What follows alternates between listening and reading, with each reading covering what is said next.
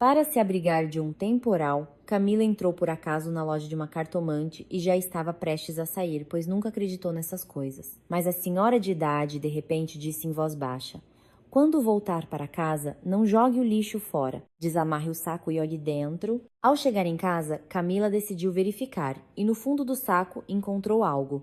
Antes de começarmos, escreva de onde você está nos assistindo. Desejamos uma ótima audição. Camila estava acostumada a confiar em números. Os números não mentiam, não enrolavam, não olhavam nos seus olhos com uma expressão inocente quando algo não batia. Ou eles fechavam a conta, ou não. E se não fechavam, significava que alguém em algum lugar havia cometido um erro, e o erro podia ser encontrado. Em 12 anos, trabalhando como contadora em uma pequena construtora em São Paulo, Camila aprendeu a ver as inconsistências antes que se tornassem um problema. O diretor brincava que ela tinha olhos de auditora e mãos de cirurgiã. Nenhum centavo a mais passava despercebido. Camila sorria para essas palavras, mas no fundo sabia que não era uma questão de talento. Era simplesmente porque desde a infância ela temia o caos. Sua mãe a criou sozinha e cada despesa imprevista, a geladeira que quebrava, as sandálias que arrebentavam, uma reforma súbita no banheiro se transformava em uma pequena catástrofe. Camila cresceu com a sensação de que se você não controla o dinheiro controla você. Por isso, ela contava tudo: as notas fiscais do supermercado, o consumo de gasolina, o valor da conta de luz. Tinha um caderno onde anotava as compras grandes e uma planilha separada no celular para as pequenas. Aos 34 anos, Camila tinha um histórico de crédito impecável, um salário modesto, mais estável, uma kitnet que herdara da avó e uma total ausência de ilusões sobre os homens. Não porque estivesse desapontada ou magoada, simplesmente a experiência lhe dizia: pessoas não são números. Com elas, tudo é mais complicado. Houve relacionamentos, é claro. Aos 25, um longo romance com um colega de trabalho, que terminou silenciosamente e sem dramas quando ele se mudou para trabalhar em outra cidade e parou de ligar. Aos 29, uma breve história com um homem divorciado que, a cada encontro, encontrava um novo motivo para pedir dinheiro emprestado. Camila rapidamente calculou quanto estava gastando com ele e, um dia, simplesmente não atendeu mais ao telefone. Desde então, vivia sozinha, ia para o trabalho, visitava a mãe nos fins de semana, ocasionalmente encontrava a amiga Thaís para um café e dizia a si mesma que estava bem assim como estava. E acreditava nisso, até Ricardo aparecer. Eles se conheceram na festa de aniversário de um amigo em comum. Camila não queria ir. Sábado, fim de janeiro.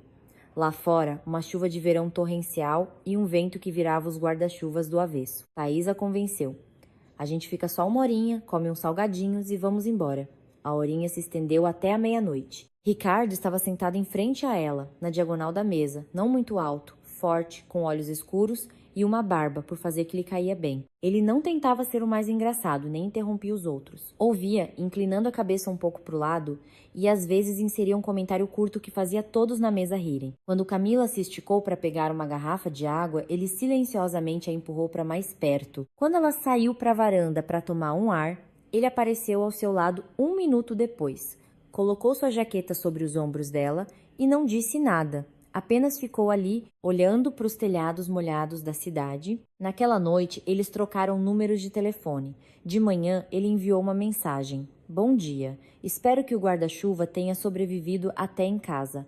Camila sorriu e respondeu. Desde então, eles se escreviam todos os dias. Ricardo trabalhava como gerente de vendas em uma empresa que vendia equipamentos de construção. Não era um alto executivo nem diretor, apenas um gerente de nível médio com boa lábia e habilidade de agradar as pessoas. Ele sabia ser leve. Com ele, não era preciso se esforçar, escolher palavras, ter medo de dizer algo errado. Ele ligava à noite e perguntava como tinha sido o dia. E pela sua voz, era evidente que ele estava genuinamente interessado. Ele ia até o apartamento dela depois do trabalho com a sacola de uma rotisserie e dizia: não precisa cozinhar, eu trouxe tudo. Senta aí, descansa. Ele começou a dizer a gente antes mesmo que Camila se acostumasse com a ideia. A gente é uma equipe, ele disse uma vez, enquanto jantavam na pequena cozinha dela, cobrindo a mão dela com a sua. Tudo nosso vai ser compartilhado, casa, dinheiro, planos. O importante é confiar um no outro. Camila ouvia e sentia algo dentro de si, por muito tempo comprimido e desconfiado. relaxar lentamente. Ela não era ingênua, via que Ricardo não era perfeito. Ele podia esquecer de retornar uma ligação, às vezes se atrasava, às vezes se fechava em seu mundo e ficava em silêncio a noite inteira. Mas ele sempre voltava, beijava sua têmpora e dizia: "Desculpa, o dia foi pesado." E voltava a ser aquele Ricardo de quem ela gostara desde a primeira noite. 8 meses depois, ele a pediu em casamento, sem anel, sem restaurante, sem se ajoelhar, simplesmente numa manhã de sábado, durante o café, enquanto Camila, vestindo uma camiseta velha e com o cabelo preso num rabo de cavalo, passava manteiga no pão. "Cami", disse ele, afastando a xícara. "Vamos casar? É sério, quero que você seja minha esposa." Ela olhou para ele e viu que ele não estava brincando. Os olhos calmos, as mãos sobre a mesa, nem um pingo de encenação. E pela primeira vez na vida, Camila tomou uma decisão não com a cabeça, mas com outra coisa. Ela sentiu. Casaram-se um mês depois em um cartório da região, sem convidados, sem vestido de noiva suntuoso. Camila usou um vestido azul claro que comprara na véspera em um shopping e brincos de prata que foram de sua avó. Thaís e um primo de Ricardo foram as testemunhas. Depois do cartório, foram a uma padaria, pediram um bolo e uma garrafa de espumante. Ricardo ergueu a taça e disse: "A nós." Por termos nos encontrado, Camila brindou com ele e pensou que pela primeira vez na vida não precisava calcular o preço da felicidade. Ricardo se mudou para o apartamento dela. A kitnet ficou apertada, mas aconchegante. Ele trouxe suas coisas, uma caixa de ferramentas, uma máquina de café expresso da qual se orgulhava muito e uma poltrona velha da qual se recusou a se desfazer.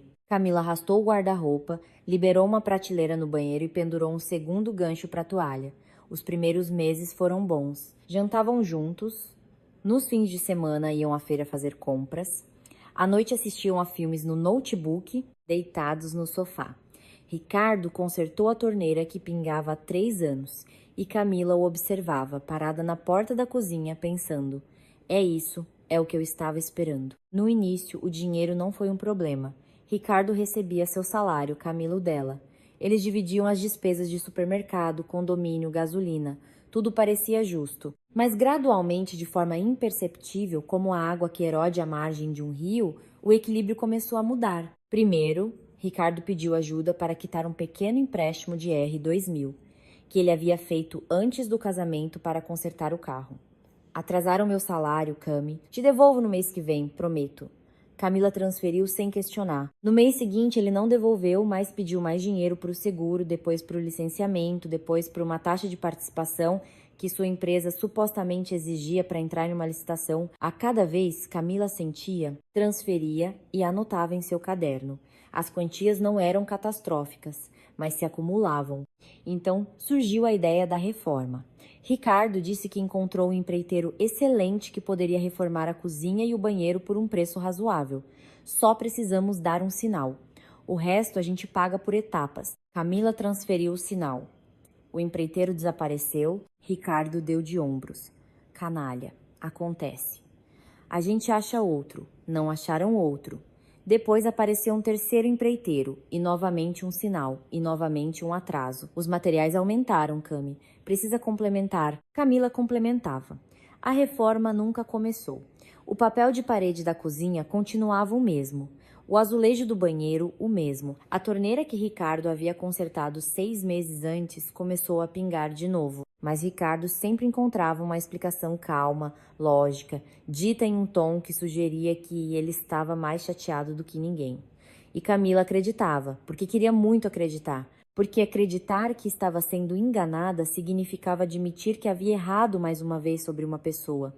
E disso ela tinha mais medo do que do dinheiro perdido. Nos últimos 3 ou 4 meses, algo mudou. Não de repente, não de uma vez, mas lentamente, como o tempo muda antes de uma chuva prolongada. Ricardo ficou diferente. O celular, que antes ficava abertamente sobre a mesa, agora estava sempre com a tela virada para baixo. Se chegava uma mensagem, ele pegava o aparelho e ia para o quarto ou para a varanda. Atendia ligações no corredor do prédio. Camila ouvia a porta da frente bater e 1 minuto depois ouvia sua voz abafada através da parede. Ele voltava para casa tarde, às vezes depois das 10, com um cheiro de perfume feminino que ele explicava dizendo que as colegas se abraçaram depois de uma festa da empresa. Se Camila perguntava onde ele esteve, Ricardo se irritava. Não gritava não, apenas respondia secamente. No trabalho. Onde mais?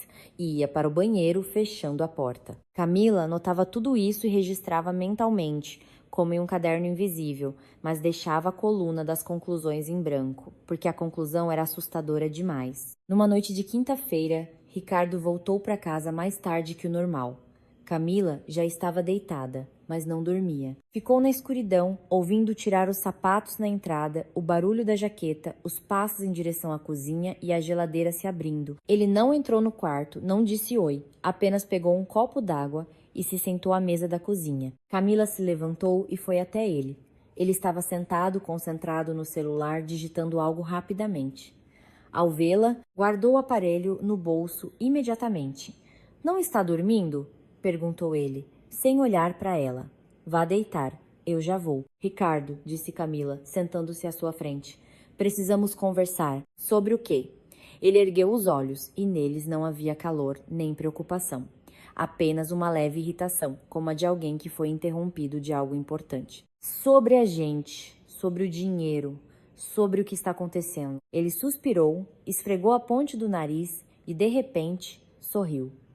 Aquele mesmo sorriso que uma vez derretera sua desconfiança. Cami, disse ele suavemente. Eu sei que ultimamente tenho trabalhado muito e ficado pouco em casa, mas é tudo por nós. Estou preparando uma coisa, uma surpresa. Que surpresa! Um apartamento. Ele se inclinou para mais perto e baixou a voz, como se alguém pudesse ouvir. Encontrei uma oportunidade excelente num lançamento. 2 quartos, bairro bom, perto de um parque. A entrada e é nosso. Mas precisamos agir rápido, antes que o preço suba. Camila sentiu algo familiar se agitar em seu peito. Esperança misturada com medo. Quanto? Ele disse o valor. Camila piscou. Era mais do que ela poderia imaginar. Mais do que tudo que ela economizou e gastou nos últimos 2 anos. Ricardo, a gente não tem esse dinheiro. Financiamento, disse ele, como se fosse a palavra mais natural do mundo. Já pesquisei tudo. Com seu salário e seu histórico de crédito, eles aprovam sem problemas. Já está quase tudo acertado. Só falta sua assinatura. Camila ficou em silêncio. Olhou para as mãos dele, para como ele entrelaçou os dedos sobre a mesa, para a borda lascada da mesa da cozinha que eles nunca consertaram. É para nós, Cami. Ele cobriu a mão dela com a sua e apertou levemente. Sua mão era quente, familiar. Você é minha esposa, disse Camila em voz baixa. Ricardo assentiu. Exatamente. Em quem mais eu poderia confiar? Ela não respondeu imediatamente. Levantou-se, serviu-se de um copo d'água, bebeu em pé, ao lado da pia, olhando para a janela escura. Então se virou e disse, tudo bem. Quando precisamos ir ao banco? Depois de amanhã, respondeu Ricardo rapidamente. Às 11. Ele se levantou, a abraçou e beijou o topo de sua cabeça. Você não vai se arrepender, será a nossa casa. De verdade. Camila ficou em seus braços, pensando que, pela primeira vez em muito tempo, Ricardo estava sendo carinhoso de novo, e ela queria muito que essa ternura fosse real. No dia seguinte, depois do trabalho, Camila saiu do escritório mais tarde que o habitual. Atrasou-se por causa de um relatório trimestral. Os números não batiam em uma das planilhas e ela gastou 1 hora extra verificando um detalhe, mas eram justamente esses detalhes que depois se transformavam em problemas. Ela abotoou a jaqueta, ajeitou a bolsa no ombro e saiu para a calçada. O céu estava pesado, baixo, da cor de asfalto molhado. O vento trazia uma umidade de algum lugar. E Camila pensou que deveria se apressar. Eram 20 minutos a pé até em casa, se andasse rápido. Ela mal conseguiu chegar ao cruzamento quando a chuva começou. Não uma garoa, mas uma parede d'água, como se alguém lá em cima tivesse virado um balde. As gotas batiam em seus ombros, na bolsa, na cabeça. Não tinha guarda-chuva. De manhã, o sol brilhava e Camila o deixou em casa, pendurado no gancho da entrada. Ela correu, virou no primeiro pátio que encontrou, passou por um parquinho com balanços molhados, por uma fileira de carros estacionados, onde a chuva batia um ritmo frenético, e parou sob a marquise de um prédio antigo de 2 andares. Respirava com dificuldade, o cabelo grudado na testa, a jaqueta completamente encharcada. A marquise era estreita e a água ainda a alcançava. Camila olhou ao redor. À direita, uma loja fechada com grades na porta. À esquerda, a entrada de um prédio com interfone. E bem à sua frente, um pouco recuada, uma pequena porta com uma placa de madeira onde estava escrito em letras caprichadas: Cartomante. Atendimento diário. Sob a placa, uma lâmpada fraca lançava uma mancha amarela no degrau molhado. Camila nunca tinha ido a Cartomantes. Não acreditava em cartas, adivinhações, mal olhado, amarrações e tudo o que mostravam nos programas de TV, onde mulheres com pulseiras pesadas reviravam os olhos e falavam com vozes que davam vontade de mudar de canal. Sua mãe também não acreditava e sempre dizia: se quer saber o futuro, olhe para sua carteira. Está tudo escrito lá. Mas a chuva era tão forte que era impossível ficar sob a marquise e o café ou a loja mais próxima ficava a 2 quadras de distância. Camila empurrou a porta e entrou. Lá dentro estava silencioso. Tão silencioso que o barulho da chuva lá fora se tornou abafado, distante, como se alguém tivesse diminuído o volume. Uma sala pequena, no máximo 12 metros quadrados. As paredes revestidas com painéis de madeira, escurecidos pelo tempo. Perto da janela, uma mesa redonda coberta com uma toalha verde escura. Sobre a mesa, um castiçal com uma vela derretida, uma pilha de livros e um vaso de vidro com flores secas do campo. No canto, uma cômoda antiga com puxadores de bronze. Sobre ela, algumas estatuetas de barro e um relógio de parede que te citava alto e ritmado, como um pulso. O lugar cheirava a ervas secas, algo amargo e ao mesmo tempo quente, como o cheiro de um sótão de casa antiga onde se secava hortelã e erva de São João. Sentada à mesa estava uma mulher, nem jovem, nem velha, daquelas a quem se pode dar 60, 70 ou até 50 e poucos anos. Cabelos grisalhos presos em um coque apertado. Rosto sem maquiagem. Rugas profundas ao redor dos olhos e da boca. Vestia um suéter de lã escuro de gola alta e uma saia simples. Sem pulseiras, anéis ou colares, nada do que Camila esperava ver. A mulher ergueu os olhos do livro e olhou para Camila com calma, sem surpresa, como se mulheres encharcadas entrassem ali todas as noites. Boa tarde, disse Camila, sacudindo as gotas das mangas. Eu só queria esperar a chuva passar, se não for incômodo. Não vou atrapalhar? A mulher assentiu. Sente-se. Tem uma cadeira ali perto da parede. Camila sentou-se na cadeira de madeira com o encosto desgastado. Gotas escorriam da barra de sua jaqueta para o chão, formando uma pequena poça. Ela se sentia sem graça. Pegou o celular, olhou a tela. Nenhuma mensagem de Ricardo. Aliás, ultimamente não havia mensagens até tarde da noite. Abriu a previsão do tempo. A chuva estava prevista para durar até às 8. Mais 1h30. Camila guardou o celular e ficou sentada em silêncio, ouvindo o tic-tac do relógio e a água caindo lá fora. A mulher à mesa não lhe dava atenção. Forreva as páginas de um livro, às vezes sublinhando algo com um lápis. Passaram-se uns 10 minutos. Camila já começava a secar e o constrangimento deu lugar a uma estranha calma. Havia algo naquela sala que fazia querer ficar em silêncio e apenas sentar. Nenhuma mística, apenas o silêncio, o cheiro de ervas e o som ritmado do relógio. Camila pensou que no dia seguinte teria que ir ao banco, que precisava encontrar sua carteira de identidade, que não pegava a tempos, que precisava verificar se o seguro não estava vencido. Pensamentos comuns, pensamentos de contadora. Você não veio por causa da chuva? Disse a mulher de repente. Camila se assustou, ergueu os olhos. A mulher a olhava por cima do livro atentamente, mas sem pressão, sem teatralidade. Como um médico olha para um paciente que veio com uma queixa, mas cuja dor real é outra. Eu não vim por causa da chuva, respondeu Camila. Eu vim da chuva. Me molhei, entrei para esperar. Assim que diminuir, eu vou. A mulher inclinou a cabeça levemente. Tudo bem, disse ela, e voltou a baixar os olhos para o livro. Passou mais 1 minuto. Camila se levantou, foi até a janela e olhou para a rua. A chuva não diminuía. Fios d'água escorriam pelo vidro. O pátio se transformara em uma enorme poça, e a luz do poste tremeluzia na água. Camila se virou e começou a abotoar a jaqueta. Obrigada por me deixar entrar. Acho que já vou. Vou me molhar de qualquer jeito. Ela já tinha a mão na maçaneta quando a mulher à mesa falou novamente. Sua voz era baixa, calma, sem entonação, como se não estivesse falando com Camila, mas apenas pronunciando as palavras em voz alta. Quando voltar para casa, não jogue o lixo fora, desamarre o saco e olhe dentro. Camila parou com a mão na porta, virou-se. O quê? A mulher não repetiu.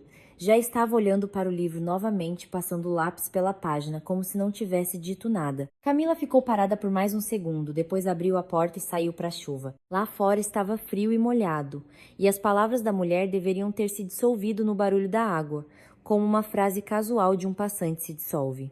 Mas não se dissolveram. Camila caminhava pela calçada molhada, pulando poças, e ouvia repetidamente dentro de si: desamarre o saco e olhe dentro. Que saco? Por quê? Besteira. Uma completa besteira. Mas a frase ficou em sua cabeça como um espinho. E Camila, que por toda a vida confiou apenas em números, não conseguia se livrar dela. Ela chegou em casa em 20 minutos, encharcada até os ossos, subiu até o terceiro andar, pegou as chaves e abriu a porta.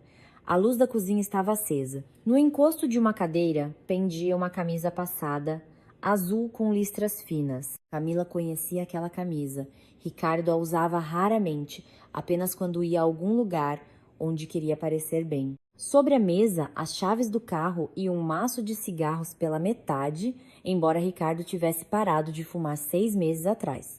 Ou melhor, dissera que tinha parado. Da entrada vinha o cheiro de seu perfume, forte, amadeirado, aquele que Camila lhe dera no último aniversário, mas que ele quase não usava, dizendo que era muito marcante para o trabalho. Ricardo estava parado perto da porta de entrada, de costas para ela. Ele estava inclinado, amarrando um grande saco de lixo preto. Dava o nó rapidamente, com nervosismo, como alguém que tem pressa para terminar algo antes que outra pessoa chegue. Ao ouvir Camila entrar, ele se virou. Algo passou por seu rosto, não medo, mas descontentamento. Como se ela tivesse chegado 3 minutos antes do que ele esperava. Ah, oi, disse ele, endireitando-se. Vou só levar o lixo e tomar um banho. A voz era casual, mas a mão com que segurava o saco apertava o nó com força demais. Camila olhou para o saco, depois para a janela, por onde a chuva caía torrencialmente. Os vidros tremiam com as rajadas de vento e a água escorria pelo parapeito. A janela estava entreaberta. Está caindo um temporal lá fora, disse Camila, tirando a jaqueta. Deixa aí, a gente joga fora depois. Ricardo congelou. Não apenas parou, mas congelou, como alguém que é chamado pelo nome em uma cidade estranha. Durou um segundo, talvez menos. Depois ele sorriu. Que nada, é só um saquinho. Só tem embalagens e garrafas vazias. Ricardo, eu estou encharcada. Camila pendurou a jaqueta no gancho e começou a desamarrar os sapatos molhados. Você vai se molhar também. Vale a pena por causa do lixo? Ele ficou parado com um saco na mão, olhando para ela como se estivesse resolvendo um problema. Depois olhou para a janela onde a chuva continuava forte e colocou o saco no chão. Ok, de manhã eu levo. Eu mesma levo depois, disse Camila calmamente. Vá tomar seu banho, você não ia sair? O barulho da água já vinha do banheiro. Ricardo deixara a torneira aberta. Ele olhou para o saco, depois para Camila, depois para o saco novamente. Deu de ombros, virou-se e foi para o banheiro. A porta se fechou, a fechadura estalou. Camila ficou sozinha na entrada, molhada, com frio e com o coração batendo forte, como se não estivesse em seu próprio apartamento, mas correndo uma maratona. Sentia a raiva de si mesma por aquela ansiedade, por deixar que as palavras de uma mulher desconhecida em uma loja estranha a deixassem nervosa, por ter entrado lá. Era estúpido, completamente estúpido. Ela, Camila, contadora, uma mulher adulta, prestes a fazer 35 anos, parada no corredor com medo de olhar dentro de um saco de lixo porque uma mulher que se dizia cartomante lhe dissera para desamarrá-lo, mas suas mãos já se moviam em direção ao nó. Camila agachou-se, apurou os ouvidos. Do banheiro, o barulho da água, abafado pela porta fechada. Seus dedos encontraram um nó. Estava muito apertado e ela teve que lutar um pouco, usando as unhas para puxar a borda do plástico. O nó cedeu, a boca do saco se abriu e Camila começou a remover cuidadosamente a camada superior. Por cima havia uma embalagem vazia de salada, daquela mesma rotisserie que Ricardo às vezes comprava para o jantar. Ao lado, guardanapos de papel amassados, um pacote vazio de café, Uma longa nota fiscal de supermercado. Camila pegou a nota e passou os olhos por ela mecanicamente. Pão, leite, queijo, um pacote de macarrão, uma garrafa de vinho tinto. Compras normais, nada estranho. Ela já estava quase se sentindo ridícula. Ali estava ela, uma mulher adulta, sentada no chão do corredor, remexendo no próprio lixo como uma louca, porque uma velha desconhecida lhe dissera uma frase sem sentido. Camila já ia amarrar o saco de volta e esquecer essa história, mas sua mão tocou em algo denso no fundo. Não era uma embalagem nem um guardanapo. Papel dobrado ao meio, depois de novo, depois amassado e enfiado sob o resto do lixo. Como se alguém quisesse que aquela folha ficasse o mais fundo possível. Camila puxou, desdobrou. Suas mãos estavam um pouco úmidas da chuva e o papel amassava sob seus dedos. Era uma folha A4 padrão, impressa em uma impressora comum. No canto superior, o logotipo do banco, o mesmo para onde deveriam ir amanhã. Uma proposta de empréstimo pessoal. No campo proponente constava Camila Andrade Leite, seu nome, seu sobrenome. O valor do empréstimo era o mesmo que Ricardo havia mencionado na noite anterior na cozinha, olhando em seus olhos. Mas o que vinha a seguir foi o que fez o sangue fugir de seu rosto. No campo finalidade do empréstimo estava escrito entrada para aquisição de imóvel e na linha objeto da aquisição o endereço de um condomínio residencial e uma anotação. Contrato em nome de Souza A.S. Abaixo, a lápis com a caligrafia pequena e apressada de Ricardo, estava escrito: após a assinatura da Camila transferir direto para a conta da A, Camila releu a linha 3 vezes. As letras embaçavam, depois ficavam nítidas novamente. Ela baixou a folha para o colo e ficou sentada, imóvel, olhando para o papel amassado. No banheiro, a água ainda corria. O relógio na parede da cozinha ticitava, como sempre. O mundo não virou de cabeça para baixo. Apenas uma linha, escrita a lápis em um rascunho, lhe contou mais sobre seu marido do que 2 anos de vida em comum. Ela voltou a mexer no saco, as mãos não tremiam mais. Sob a primeira folha havia uma segunda, a cópia de um contrato preliminar de compra de um apartamento novo. 2 quartos, 6º andar, 53 quadrado metro. No contrato, a compradora era Alice Souza. Ao lado, um recibo de uma copiadora emitido naquele mesmo dia, 3 horas antes. Camila imaginou Ricardo parado no balcão da copiadora, esperando os documentos serem impressos, depois guardando-os na pasta e indo para casa. E a terceira folha era mais simples. Um cálculo das parcelas mensais do empréstimo. Valor, prazo, taxa de juros. E na coluna renda do proponente, o salário de Camila, detalhado mês a mês, para os próximos 5 anos. Como se ela já tivesse concordado. Como se sua assinatura fosse apenas uma formalidade. O toque final no esquema que Ricardo havia planejado nos mínimos detalhes. Camila dobrou lentamente as 3 folhas, colocou-as no chão ao seu lado, pegou o celular e fotografou cada uma, frente e verso, de perto e de longe. Seus dedos trabalhavam com calma, metodicamente, como no trabalho, quando escaneava documentos para o arquivo. Depois, ela cuidadosamente colocou as folhas de volta, enfiou-as no fundo do saco, jogou os guardanapos e os recibos por cima e amarrou o nó como estava antes, apertado com 2 voltas. Levantou-se, lavou as mãos na cozinha, serviu um copo d'água e bebeu junto à pia, olhando para a janela escura. A chuva lá fora não parava. Gotas pesadas batiam na calha, e a luz do poste no pátio se dissolvia em uma mancha turva. Era por isso que Ricardo estava com tanta pressa para levar o lixo. Não porque o saco estava no caminho, não porque se preocupava com a limpeza, mas porque no fundo dele estava a verdade que ele não teve tempo de destruir. Um rascunho que ele imprimiu, verificou, percebeu que continha um erro ou um detalhe a mais e jogou fora, não na lixeira da rua, não no lixo do prédio, mas no saco de casa, planejando levar antes que a esposa chegasse. Mas Camila chegou mais cedo e a chuva apertou. A fechadura do banheiro estalou. Ricardo saiu para o corredor, revigorado, com o cabelo molhado do banho, vestindo uma camiseta limpa e calça de moletom. Ele passou pelo saco de lixo sem olhar, entrou no quarto. 1 minuto depois, saiu vestindo aquela mesma camisa azul e um jeans, colocou o relógio, passou a mão no cabelo. Camila estava perto do fogão, aquecendo a sopa de ontem, embora não tivesse fome. Vou sair rapidinho, coisa de trabalho, disse Ricardo, vestindo a jaqueta na entrada. Não me espera, vai dormir. Disse Camila. Ela não se virou, Não perguntou para onde ele ia, com quem, por que precisava da camisa azul e do perfume que ela lhe dera de presente para coisa de trabalho. Ela apenas ficou parada perto do fogão, mexendo a sopa que não pretendia comer. A porta da frente bateu. Os passos na escada desapareceram. Camila desligou o fogo e sentou-se à mesa da cozinha. Ficou ali por muito tempo. A sopa esfriava na panela, o celular estava sobre a mesa e Camila olhava para a tela de vez em quando, não esperando mensagens, apenas olhando. Depois se levantou, foi ao banheiro, lavou o rosto, trocou de roupa e deitou-se na cama, sozinha, no silêncio que agora soava diferente. Ricardo voltou depois da meia-noite.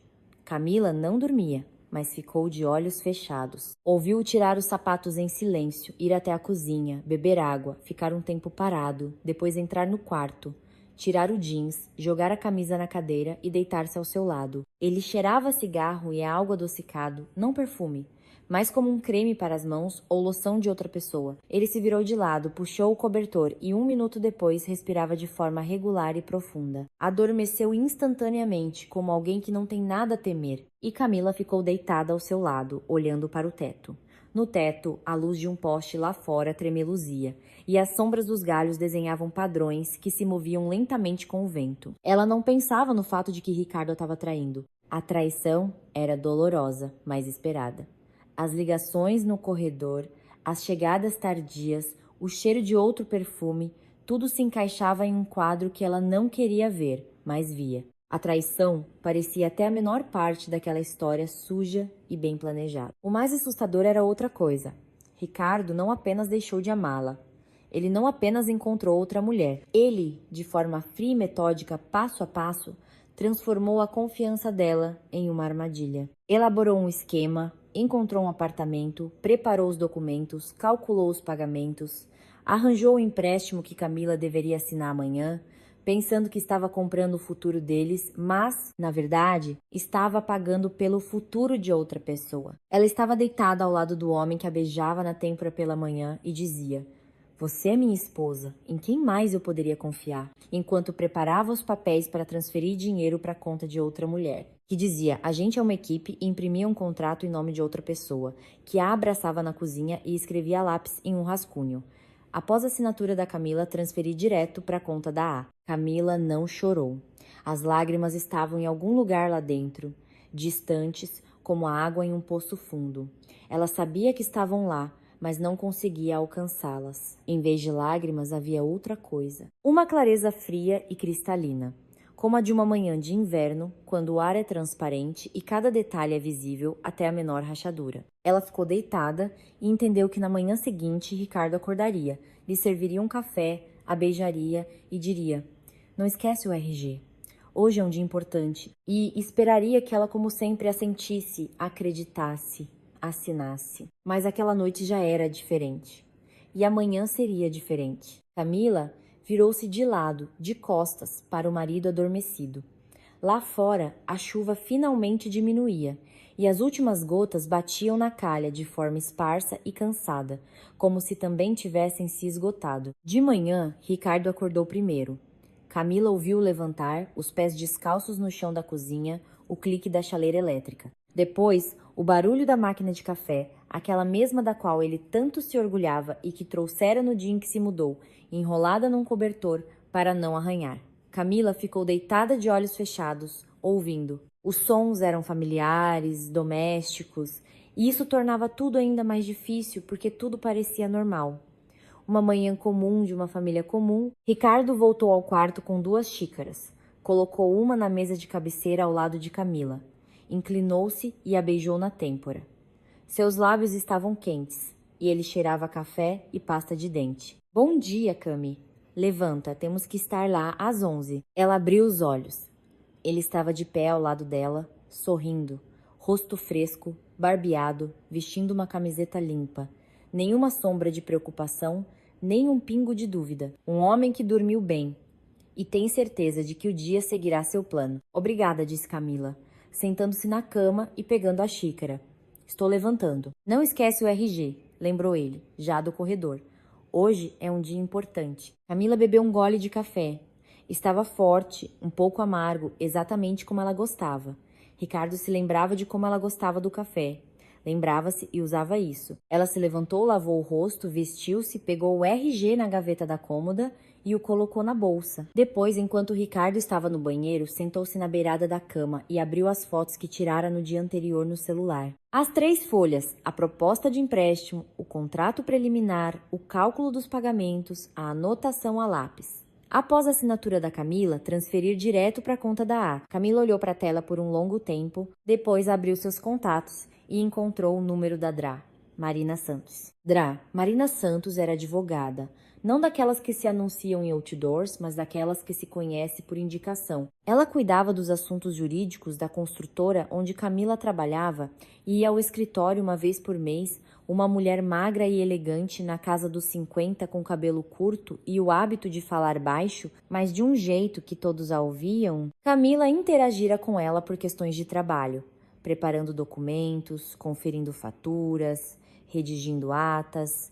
Elas não eram amigas, mas havia entre elas aquele respeito tranquilo que surge entre pessoas que fazem seu trabalho com esmero e não desperdiçam o tempo alheio. Camila digitou uma mensagem, curta, sem rodeios, como sabia fazer. Drá. Marina, bom dia. Desculpe o contato pessoal. Meu marido me convenceu a pegar um empréstimo. A assinatura é hoje. Encontrei uns documentos. O dinheiro deve ir para a conta de outra mulher. Anexando fotos, preciso de um conselho, urgente. Anexou as 3 fotos, apertou enviar e colocou o celular na cama. Do banheiro vinha o barulho da água e o assobio baixo de Ricardo. Ele assobiava algo alegre, leve, e a garganta de Camila se apertou. Não de mágoa, mas por ver como era fácil para ele. Como ele vivia sua mentira com simplicidade, como se sentia confortável nela, como respirava calmamente, dormia tranquilamente, assobiava alegremente enquanto se preparava para ir ao banco onde sua esposa assinaria sua própria armadilha financeira. O celular vibrou. Drá. Marina respondeu rápido, como se estivesse esperando. 2 palavras. Não assine nada. 1 segundo depois, outra mensagem. Estou indo para aí. Onde e a que horas? Camila escreveu o endereço da agência e o horário. Marina respondeu. Estarei lá. Haja normalmente. Camila guardou o celular na bolsa, terminou o café e foi para a cozinha. Ricardo já estava sentado à mesa, terminando um pão com queijo e rolando o feed no celular. Ao ver, Camila piscou. Pronta! Saímos em meia hora, só vou esquentar o carro. Pronta, disse Camila. Ela serviu mais café para si e sentou-se à sua frente. Observava suas mãos, como ele segurava a xícara, como mordia o pão, como limpava as migalhas da mesa com a palma da mão. As mãos eram familiares, fortes, com unhas curtas. Essas mãos a abraçavam. Essas mesmas mãos escreveram a lápis a linha sobre a transferência de dinheiro para uma conta de outra pessoa. No caminho para o banco foram em silêncio. Ricardo ligou o rádio, encontrou uma estação com música animada e batucava os dedos no volante no ritmo.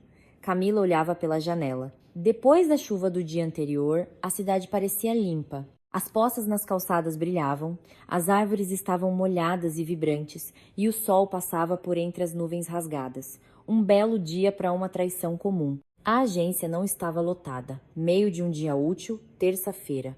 Uma senhora idosa estava no caixa com um boleto. Em um canto, um homem de terno falava ao telefone em um sofá. Ricardo aproximou-se com confiança do balcão de informações, disse seu sobrenome e que tinha um horário marcado. Foram conduzidos a uma sala privativa, pequena, com 2 cadeiras para clientes, uma mesa e um computador. Na parede, um calendário com a foto de um lago nas montanhas e um relógio de plástico marcando 10h50. A gerente, uma jovem com cabelo bem penteado e um crachá com o nome Olga, sorriu e ofereceu água. Ricardo recusou, mas brincou com leveza e confiança, como alguém acostumado a se sentar em salas de banco. Contou que ele e a esposa finalmente decidiram dar um grande passo, que há muito sonhavam com um apartamento próprio, que ali estava sua Cami, tímida mas decidida, e que ele se orgulhava dela.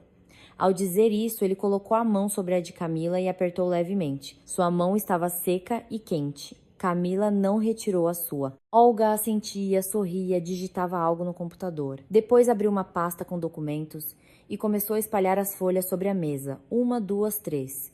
O contrato de empréstimo, a proposta do proponente, o cronograma de pagamentos, o termo de consentimento para tratamento de dados pessoais. Ricardo empurrou uma caneta para perto de Camila e disse em voz baixa, quase terna.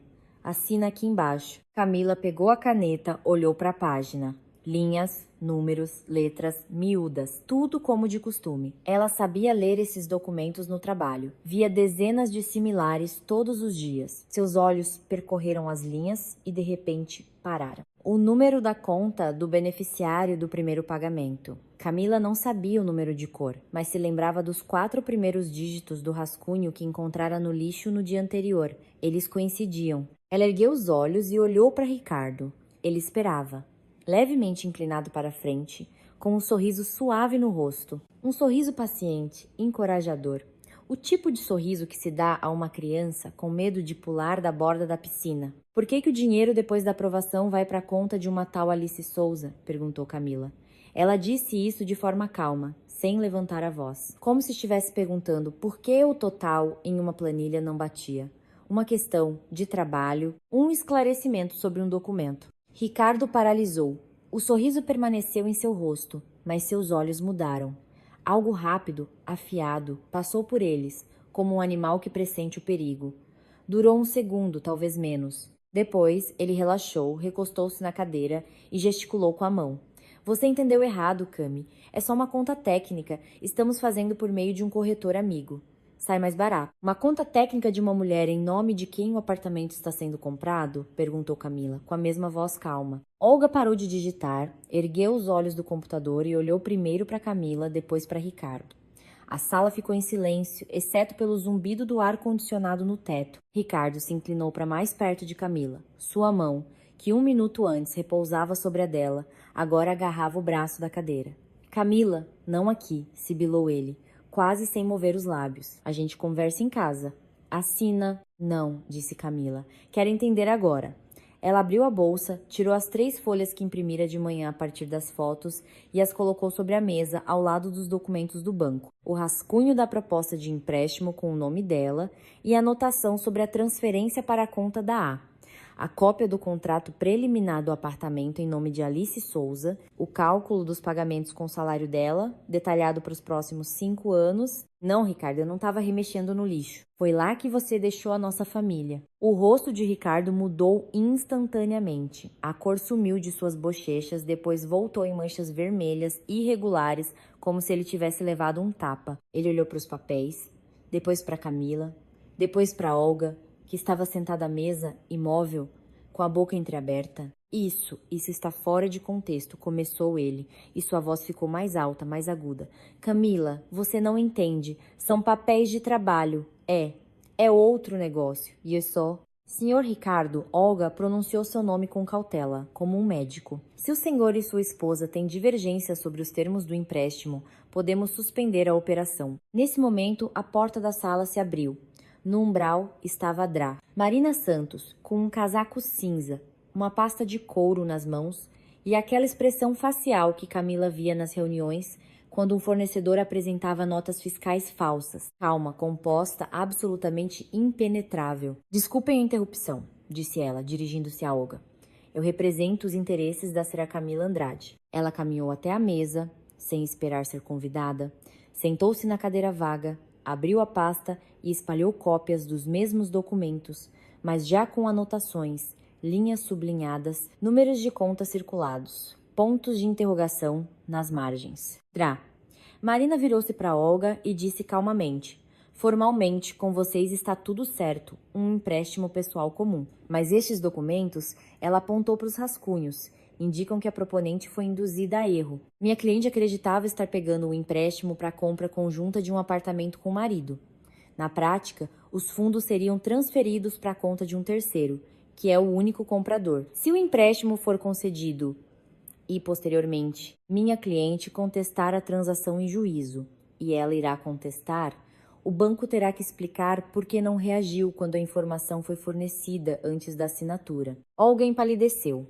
Ela não era responsável pelos esquemas dos outros, mas a palavra juízo em uma sala de banco tinha um efeito infalível. Ela pegou o telefone interno e chamou o gerente da agência. Ricardo estava sentado, agarrado aos braços da cadeira, e tentou rir. Mas quem é você? Isso é um assunto de família. Drá.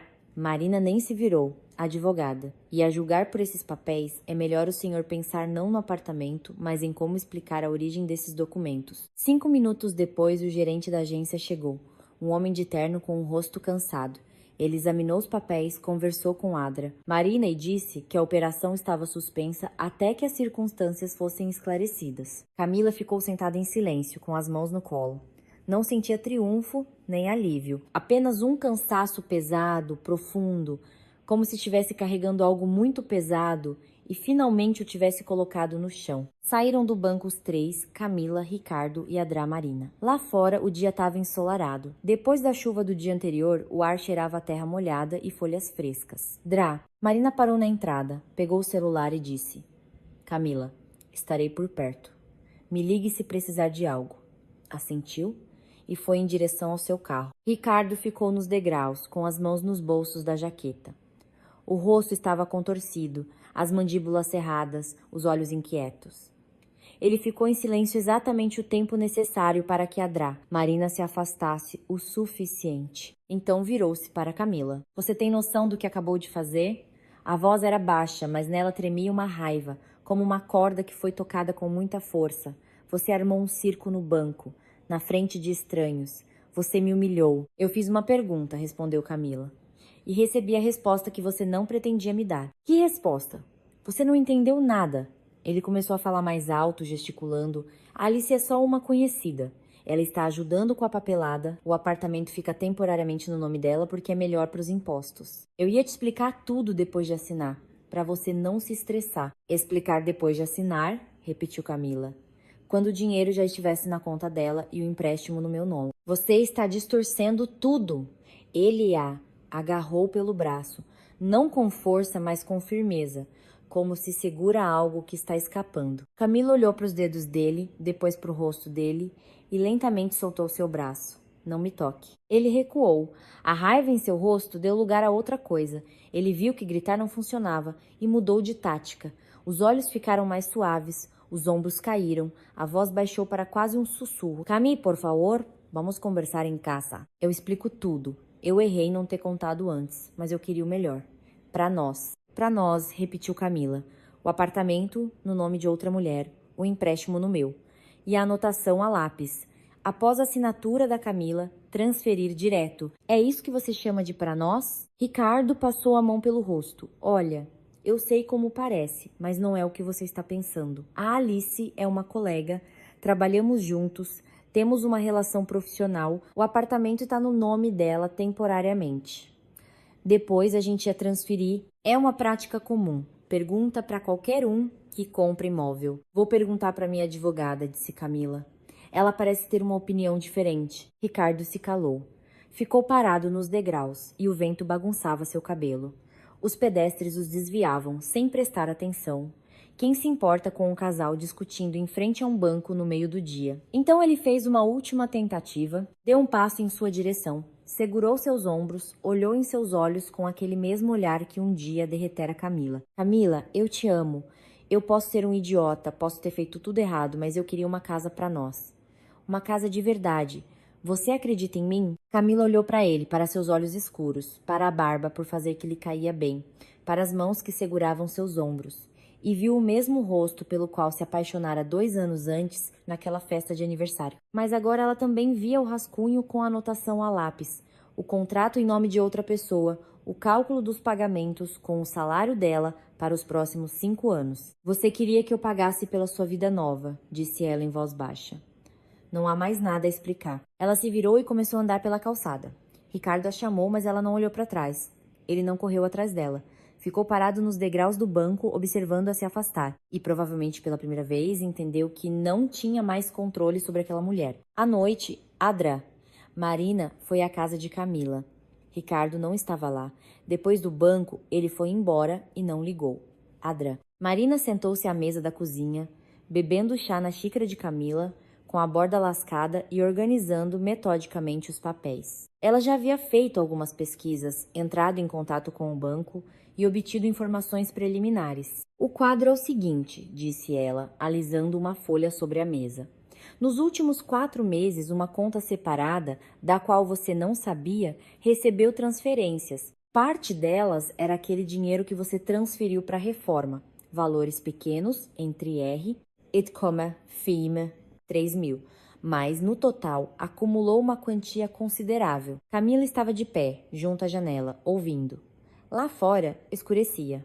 As luzes dos postes se acendiam uma a uma, e seu brilho se espalhava em manchas amarelas no asfalto molhado. Através de um corretor amigo, ele preparou um contrato preliminar para o apartamento.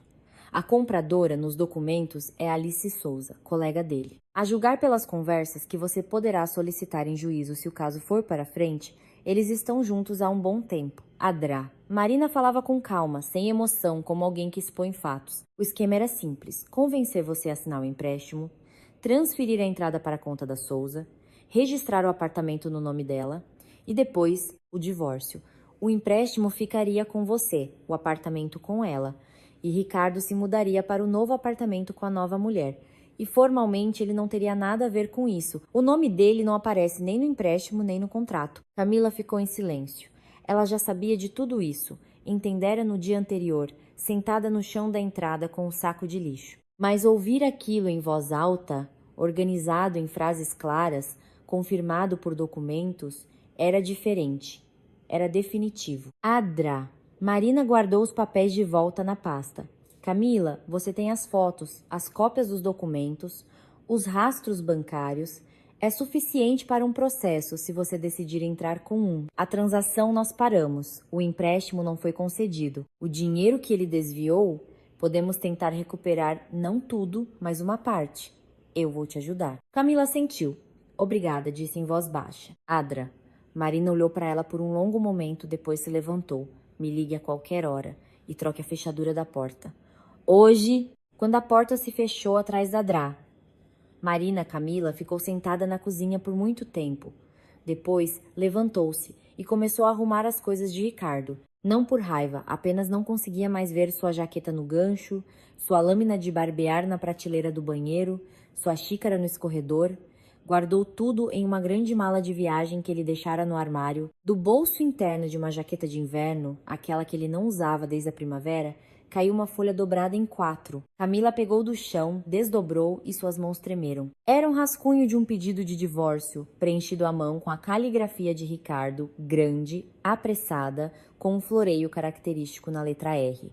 Sem data, no campo motivo da dissolução do casamento, estava escrito: diferenças irreconciliáveis. A julgar pelo estado amassado e pelas dobras, o papel estava no bolso há muito tempo, talvez 1 mês, talvez 2. Ele não apenas ia embora, ele planejava ir embora de forma elegante, para si mesmo, de forma limpa, sem rastros, sem responsabilidade legal. Deixá-la com o empréstimo, com a sensação de que a culpa era dela, com documentos que só tinham a assinatura dela, e se mudar para um novo apartamento com uma nova mulher com o dinheiro que Camila ganhou. Ricardo não desistiu de imediato.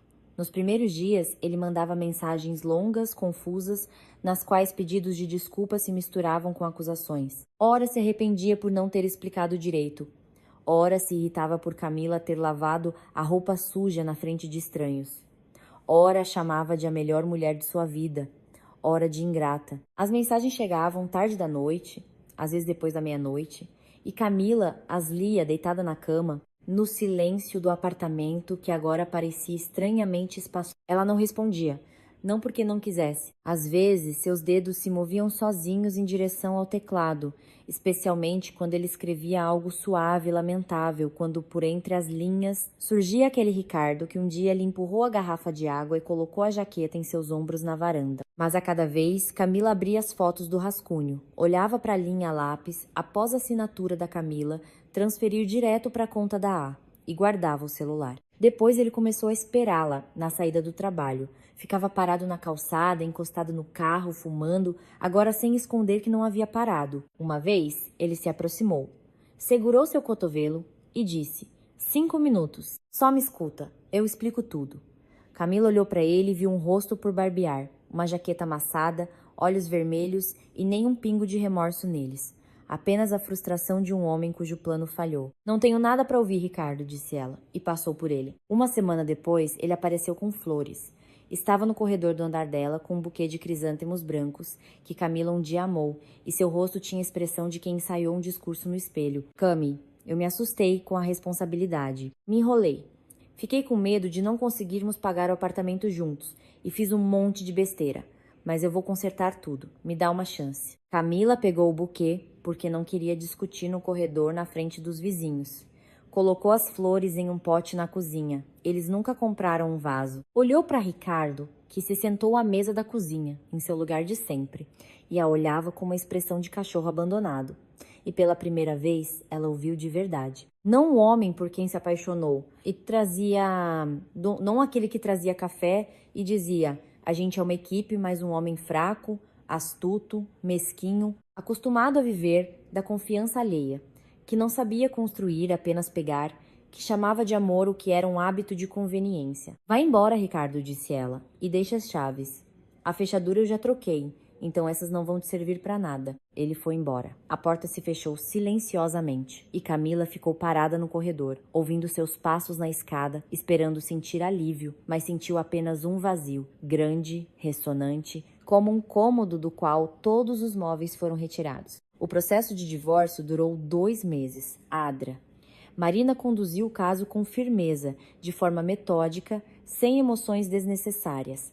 Documentos, extratos, testemunhas, tudo foi coletado e anexado. Ricardo comparecia às audiências com o defensor público e tentava parecer a vítima, mas a juíza, uma mulher mais velha com o rosto cansado, olhava para ele por cima dos óculos sem qualquer simpatia. Camila conseguiu reaver parte do dinheiro. Não tudo, mas uma quantia significativa. O empréstimo nunca foi formalizado. O negócio do apartamento fracassou completamente. O corretor que ajudou Ricardo foi o primeiro a desaparecer assim que percebeu que o caso poderia ficar mais sério. Alice Souza também se evaporou, rápida e sem deixar rastros. Sem apartamento e sem dinheiro, Ricardo já não lhe interessava, como um móvel que foi entregue no endereço errado. E então a história chegou ao seu trabalho. Alguém dos amigos em comum contou, ou os colegas viram algo nas redes sociais, ou o próprio Ricardo falou demais. Camila não sabia e não queria saber. A direção da empresa não quis manter um funcionário que tentou envolver a própria esposa em uma fraude financeira. Ele foi demitido discretamente, sem escândalo, mas a porta se fechou de vez. Camila não se alegrou. Doía. Às vezes à noite, quando estava sentada sozinha na cozinha, ouvindo o tic-tac do relógio na parede, a dor subia de algum lugar de dentro, quente e pesada, e Camila apenas ficava com ela sem tentar afastá-la. Porque aquela dor era honesta. Doía pelo que foi real, pelos 2 anos de vida, pelas esperanças, por aquela manhã em que Ricardo disse: "Vamos casar?" E ela acreditou. Mas, junto com a dor, vinha outra coisa.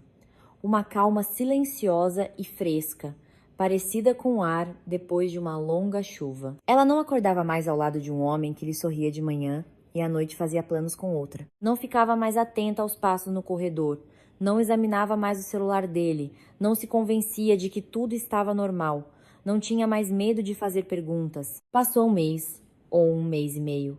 Camila parou de contar.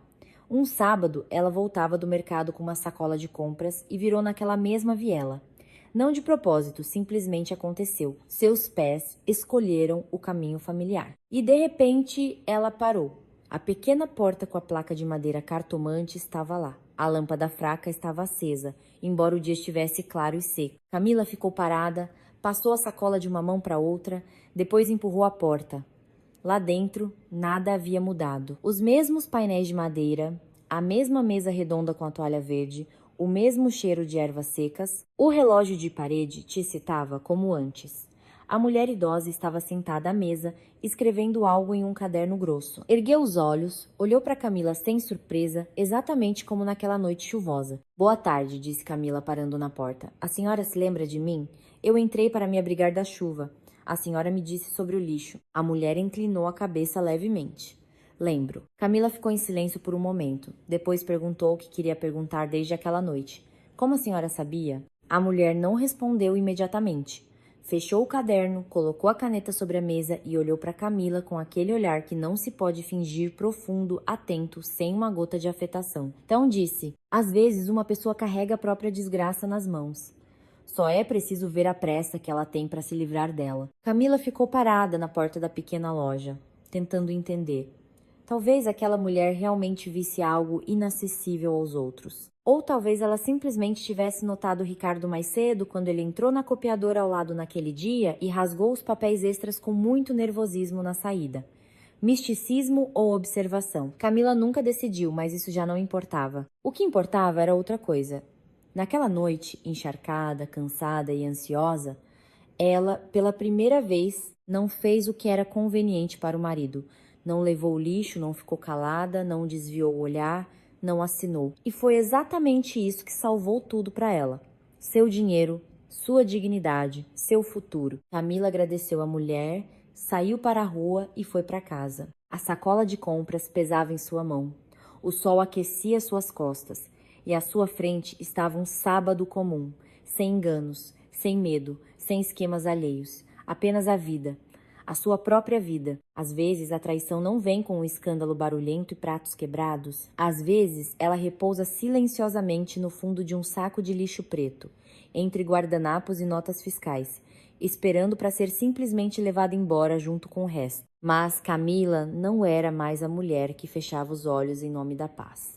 Ela se tornou a mulher que um dia desamarrou um saco e finalmente viu a verdade.